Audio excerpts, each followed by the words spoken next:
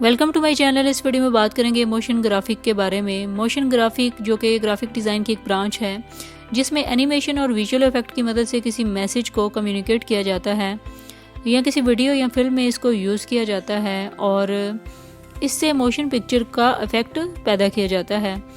Motion graphic की example में logo animation, explainer video, promotional video और वीडियो गेम ग्राफिक्स वगैरह शामिल हैं। ये ग्राफिक के ज़रिए किसी मैसेज को विजुअली अपीलिंग और इजी टू अंडरस्टैंड बना देता है।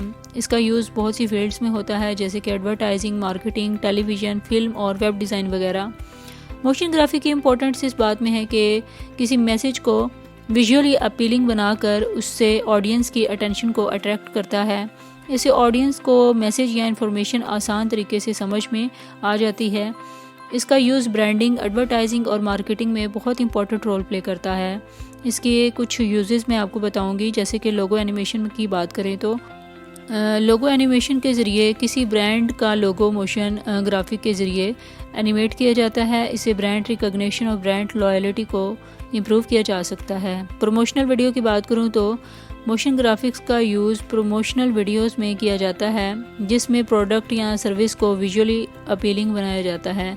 एक्सप्लेनर वीडियो की बात करूं तो ये वीडियोस किसी कंसेप्ट या प्रोडक्ट को विजुअली अपीलिंग बनाती हैं और आसान तरीके से समझाती हैं। इसका यूज़ एजुकेशन और मार्केटिंग में बहुत किया जाता है।